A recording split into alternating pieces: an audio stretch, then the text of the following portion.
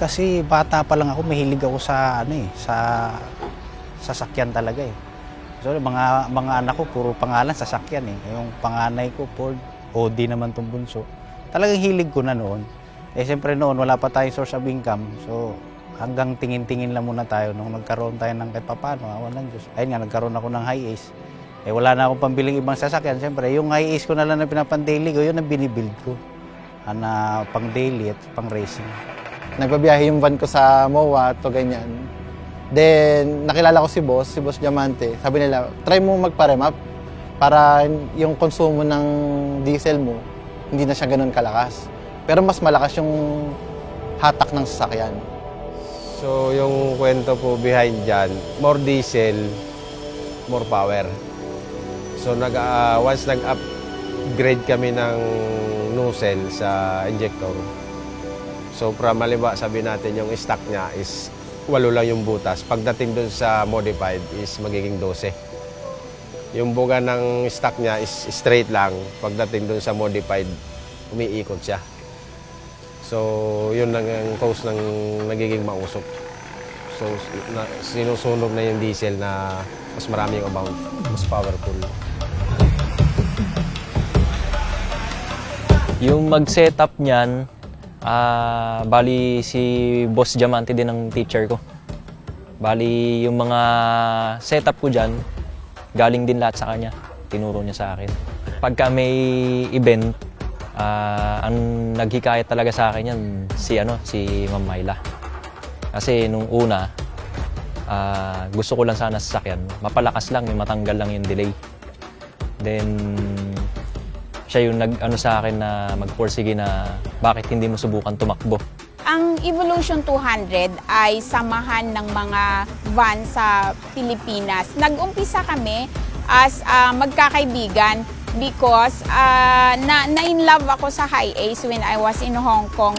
Parang ang gaganda ng high ace lahat. So sabi ko, dadalhin ko to sa Pilipinas and mawala yung stereotype na tawag. Kasi dito sa atin sa Pilipinas, pag high ace, UV Express, pampasahero, pamasada. So parang feeling ko, no, hindi lang kami hanggang dyan. Dapat pag minodify kami, magaganda ang kalalabasan. So nag-umpisa kami as iilan lang and then dumami kami ng dumami.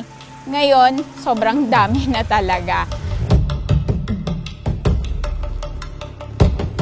Saldi Pekit from Bacoor, Cavite, Team Driftech Philippines Evolution.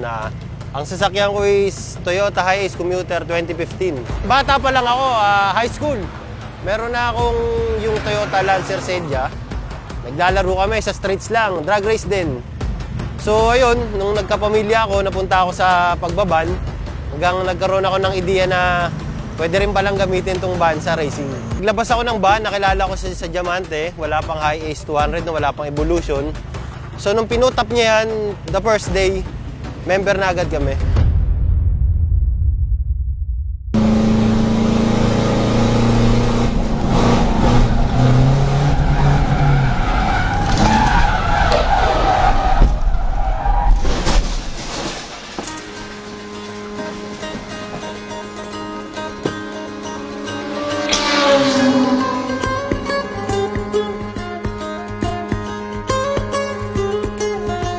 About sa tuning, kasi ngayon lahat naman naglalaro, ni-retune ko based doon sa new update.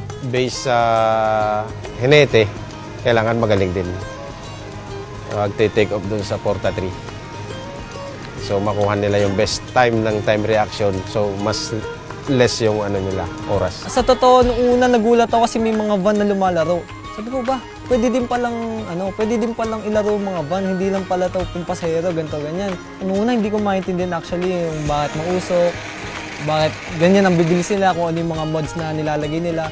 So what is up guys? Welcome naman sa another episode ng South Simulator. Gusto ko ma-break yung yung mindset at perspective na pag diesel, panghakot lang yan, pang pamilya lang yan, ganito. Pinapakita ko yung potential, kasi may potential talaga. And yun, sa ngayon, sa diesel, madami nang gumagamit nga ng US Lube, syempre. Napansin ko yan kasi noong una hindi ko talaga alam kung ano US Lube kasi bago lang siya, di ba?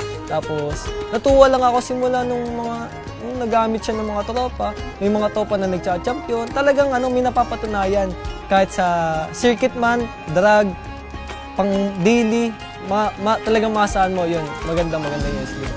Sa base sa US Lube, unang-una, siyempre sa Pilipinas, sinahanap nila yung budget meal. So, nagtataka sila bakit fully synthetic tapos mababa presyo. Tapos sa performance naman, mostly pag nag-change ka, di ba, pag labas ng langis, natungo lang doon sa drain plug. Si US Lube, sumisirit. So, ibig sabihin, hindi siya sticky. Hindi ko na lang babanggitin, kahapon may trinay akong langis. Ayan, tinanggal namin dahil sa pag-test ko pa lang, warm up, tumataas yung temperature. So, tinanggal ko yun, parang plinashing ko lang ngayon, US Lube uli. Si Diamante, very sensitive yan, very mapili. Ayaw niya nung napapahiya siya. Why we choose US Lube? Because very affordable. From Isabela to Pangasinan, La Union, puro kami US Lube users. Lalo na kami dito sa Cavite. Swabe kasi siya sa makina. Dati kasi ang gamit ko, pero ang na-experience ko sa kanya, ang bilis masunog. So, tinry ko yung US Lube. Then, recommend na din ni Boss Diamante. Ang kaibahan yan sa dati kasi parang pigil yung aking takbo. Parang ganon. Ito, nag-US Lube ako. Actually, pang tatlong change oil ko na, ramdam ko na yung ganda ng niya sa makina niya. Kumpara mo sa gasolina, halos gano'n na rin. Mas maganda pa. Saka dahil nga kami minsan, hindi lang siya pang racing eh.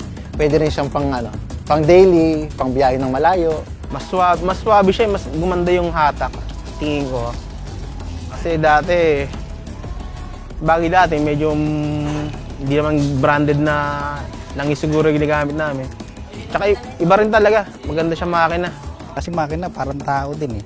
Kailangan bigyan mo siya ng talagang sa kanya, compatible dun sa Nung natry ko yung US Lube, okay. Kaya simulat sa pool, hindi na ako nagpalit ng langis. Bukod sa parang tahimik yung makina niya, maganda sa karera talaga. Hindi lang sa karera, sa daily use din pwede. Sa racing, recommended kasi isubok ko na bakit pa ako magsasabi pa ng ibang langis.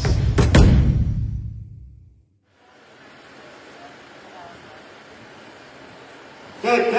Pili na po tayo dito sa may waiting area.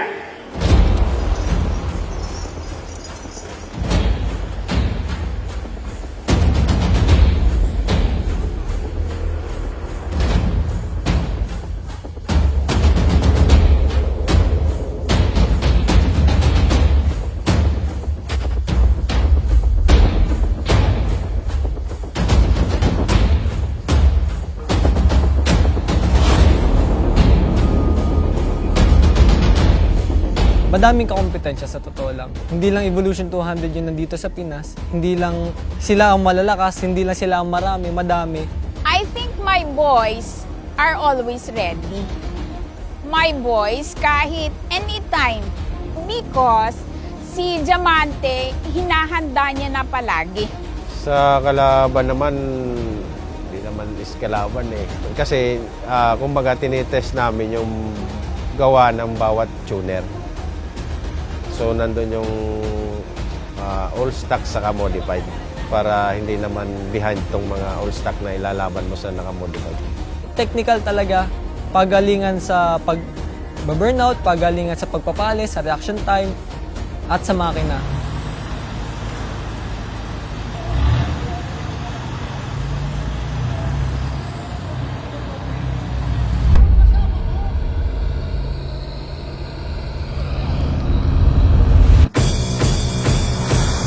Give me a second, I'm trying to select the appropriate weapon. Watch who you stepping, them snakes all around, you know they connected.